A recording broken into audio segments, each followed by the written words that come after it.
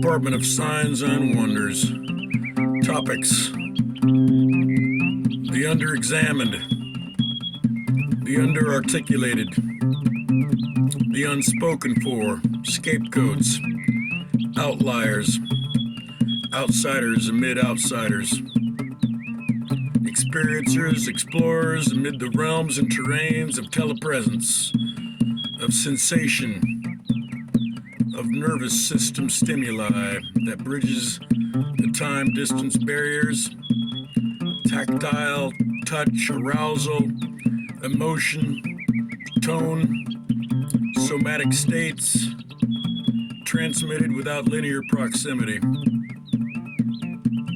This message is directed predominantly to those amid the fringe spiritual communities who already work with and have become directly personally aware of time and of distance in relation to psychic connectivity, which can and does move across moments, whereby any message recorded in one's present linear moment synchronizes to and with those who click play hours, days, weeks, months, years after. This is for those who understand that such synchronization is often indeed more seamlessly profound than mere prophecy.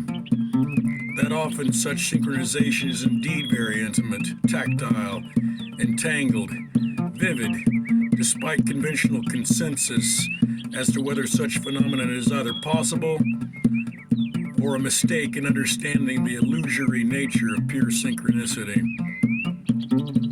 Such individuals are also well aware that, as happens, the spiritual fringe has made it something of a mission to speak up on behalf of what is broadly relational to an exponential acceleration of direct experiences that are predominantly psychic in nature, and equally well aware that this acceleration has resulted in a kind of revival of archaic content of all sorts, be it religious, be it spiritual, esoteric, mystic, etc., and this in tandem with various postmodern favorites that, as I've stated before, are cumulatively a kind of scramble of pulp sci-fi fantasy tropes.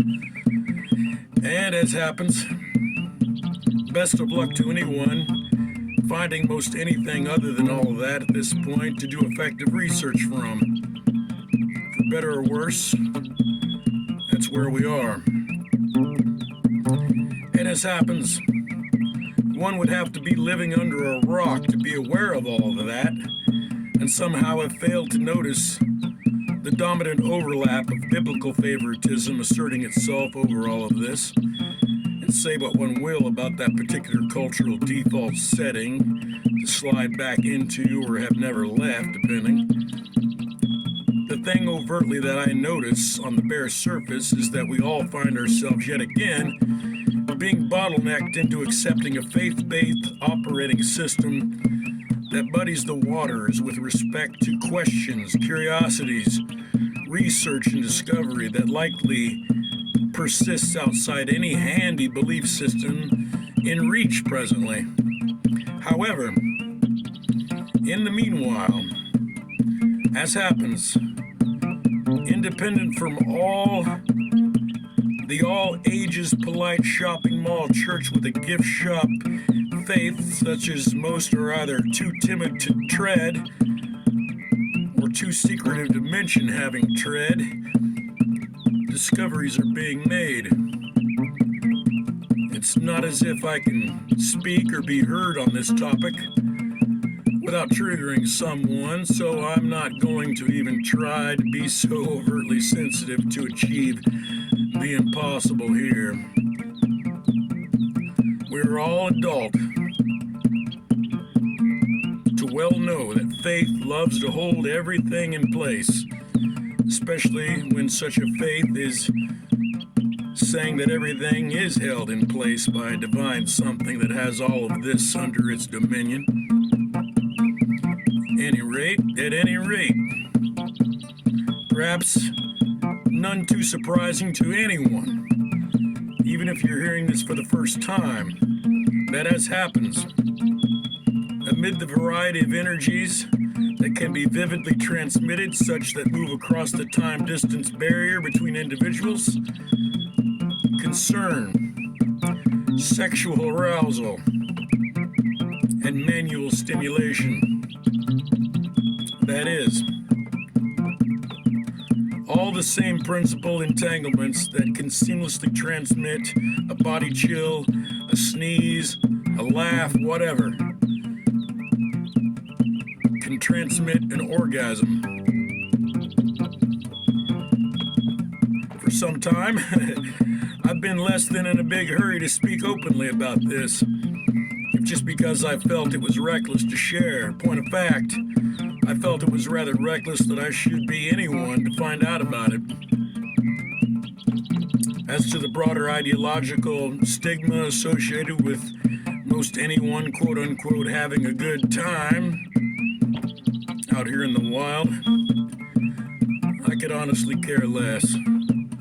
My concern with sharing this are predominantly to do with how reckless it is to open a gate upon something so addictive as having a good time, heaven forbid. Still, while it's quite taboo and quite sunk in a mire of stigma, the bare facts remain rather profound. That is, above and beyond having a good time, these folks are quite vividly finding out for themselves without any gatekeepers that much potential besides an orgasm can be transmitted between one another against all conventional odds to deny it.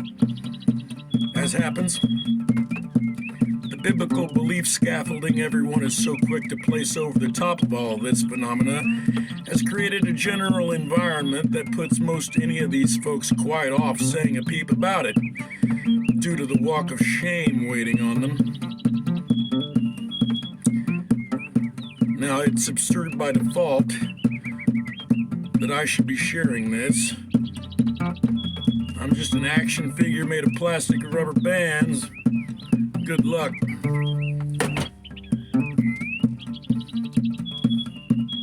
Now, whether anyone wants to admit it, any steps we are taking are baby steps. We don't know near as much as we pretend. Everyone got into such a big damn hurry and picked a side so fast, leaned so hard, and now who can tell any of you to hold your horses?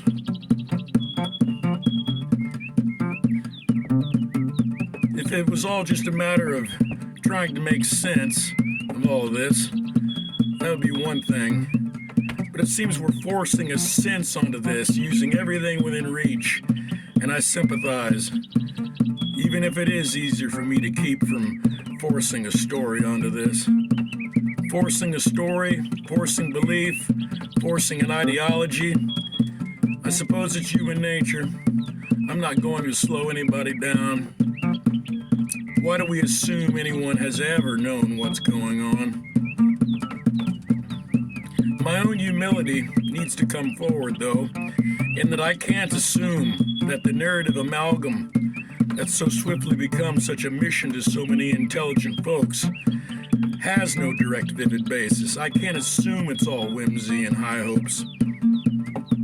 If I use the bevy of my own experiences, my own direct experiences, experientially with high strangeness, the most likely assumption I might arrive at is that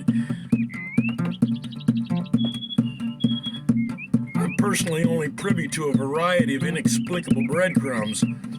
Just breadcrumbs, not doctrine, not good sense.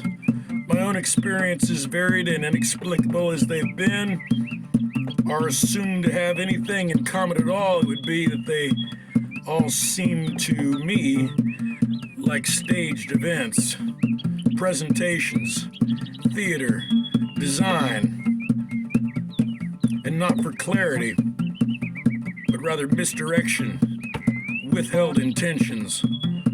As such, I can only evaluate, remain dispassionate. It's not by accident. The conclusions believers arrive at are off limits to me. I am in no hurry to just arrive too early.